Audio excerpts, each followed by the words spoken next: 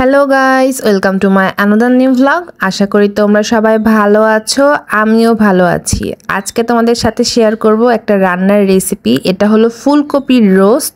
যেহেতু শীতকাল চলেই যাচ্ছে আর কিন্তু ভালো ফুলকপি কিছুদিন থাকবেই, তো শীত পুরোপুরি চলে যাওয়ার আগে ফুলকপি শেষ হওয়ার আগে আর কি এই রেসিপিটা কিন্তু তোমরা অবশ্যই ট্রাই করতে পারো।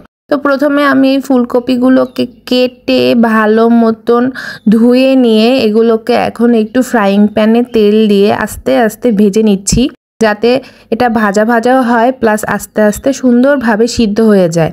আমি এখানে ফুলকপিগুলো মোটামুটি মিডিয়াম সাইজে কেটেছি, তোমরা চাইলে একটু বড় বড় করেও কাটতে পারো, কারণ কি যেহেতু এটা ফুলকপির রোস্ট, একটু বড় বড় করে ফুলকপি থাকলেই দেখতে একটু বেশি ভালো লাগবে।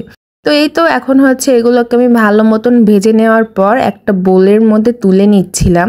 আর এটা কিন্তু খুব সহজ একটা রেসিপি আর খেতে কিন্তু অনেক মজা। তোমরা কে কে ফুলকপি খেতে পছন্দ করো অবশ্যই কিন্তু কমেন্টে জানিও, আর শীত শেষ হওয়ার আগে অবশ্যই এই রেসিপিটা ট্রাই করো। তো এখন আমি তোমরা দেখতে পেলে পেঁয়াজ এখানে ডুমু ডুমু করে কেটে নিয়েছি, তাতে দিয়ে দিলাম মরিচ।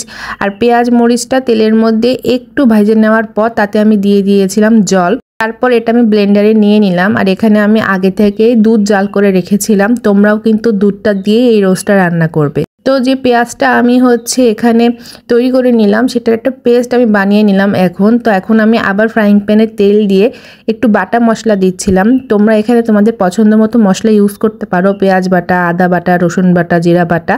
এরপর যে হলো পেঁয়াজের যে আমি বাটাটা করে নিলাম ব্লেন্ডারে, সেটা এখন আমি এর মধ্যে দিয়ে দিলাম। দেওয়ার পর একটু নেড়ে চেড়ে এর মধ্যে একটু জল দিয়ে এখন এটাকে ভালো মতন কষিয়ে নিচ্ছিলাম।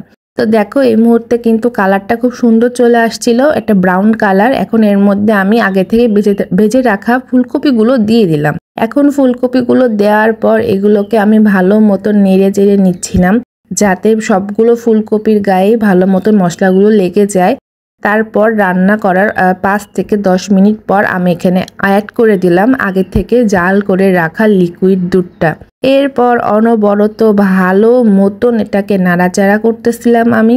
আর তোমরা কিন্তু তোমাদের পরিমাণ মতন লবণ ব্যবহার করবে এই রান্নায়, যে যেরকম খাওয়া আর কি।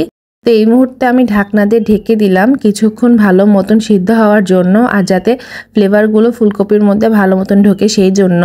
তারপর আমি আবার ঢাকনা তুলে নিলাম। দেখো কি সুন্দরভাবে এটা ফুটছে আর দেখতে কি সুন্দর একটা কালার আসছে না? লাস্টে কিন্তু আরও সুন্দর একটা কালার আসে। ফুলকপির রোস্ট আমি এই প্রথমবারই ট্রাই করতেছি। এর আগে আমার কখনো ফুলকপির রোস্ট খাওয়া হয়নি, মুরগির রোস্ট খেয়েছি।